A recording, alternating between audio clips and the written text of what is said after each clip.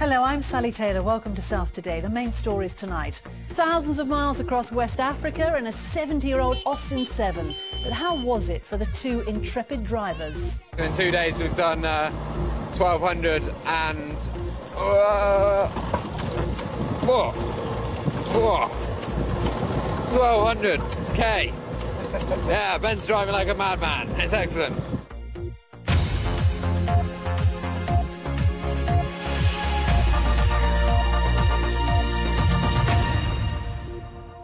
Now, some of you might remember a story we brought you in the autumn about two young men who were aiming to travel through West Africa in a very unusual vehicle. Ben Stevenson, who's from Winchester, and his friend David Aspinall set off in December in, there she is, a 1934 Austin 7, and they were heading for Cameroon.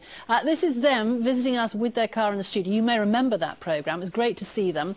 Ben and David are back. They're back here with us tonight. So the question is, how was it, guys?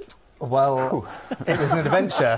It wasn't quite the one we expected, but it definitely was one. Could you have been prepared for it? You couldn't have been prepared for that at all. I mean, everything that went wrong, everything that could go wrong went wrong. So we had to deal with that all the time, but it was also amazing. But it was an experience. It was incredible. Should we have a look at the route? Because I think we just remind people, I mean, this was the map. You were going through various countries, weren't you? Yeah, so we ended up having to avoid Mauritania, which meant we started in Dakar and made our way to Cameroon from there. Yeah, it's quite a route, wasn't it? How many miles? It's about 3,000 miles. 3,000 miles. Yeah. And why were you doing it? Just remind us. We were raising money for two charities, Send a Cow and also SOS Children's Villages, who are an orphanage who operate across Africa. Okay, so you started off Dakar, all right, and even before you had got on the road, things had gone wrong. Yeah, we got robbed on the boat.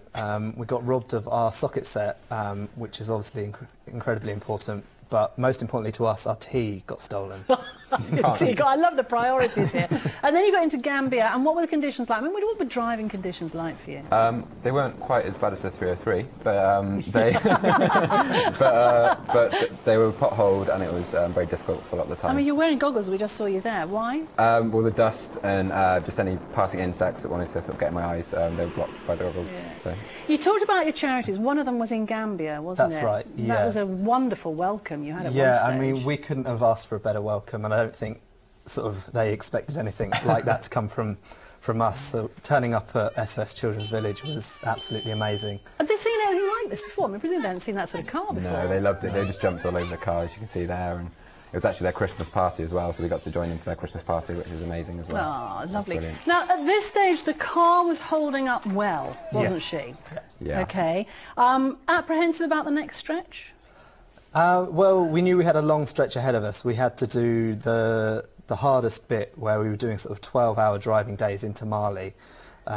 So mildly apprehensive. But, yeah, I mean, not just because of the mileage, but Mali was potentially quite threatening. Yeah, there was talk on the FCO website about it being terrorist threat, Al-Qaeda, being close to Mauritania, which is the country we were told to avoid. In fact, it was absolutely fine. The people were fantastic. The welcomes we got on the road, lots of waving from children, this was brilliant. It was lovely. And then disaster struck. I hold my head in my hands at this point, because what went wrong? The crank broke, of all things, which is essentially the most important part of the car, which ended up destroying the majority of the engine. Oh, I know she got a nice little toe here. Who's that? That's a friend who decided to charge us a lot of money to get us back to the mechanic, who then charged us a lot of money to fail to fix it. And you just couldn't, there was no way of repairing it? None whatsoever? We tried and tried. We spent about 2 weeks kind of taking the car in and out of the engine, but in the end it was just too much. And then, this is the last bit, which I think is the best picture of the whole thing, is the piggyback that they gave you. Now, explain what happens here. Well, we basically found someone, a local, to manage to put the car in the back of a van, which you can see being loaded there, after which we sat in it for 40 hours, which was 40 hours of hell. 40 hours? Look at it, look at it! You're not even driving there, inside a minivan. You eventually got her home. Where is the car now?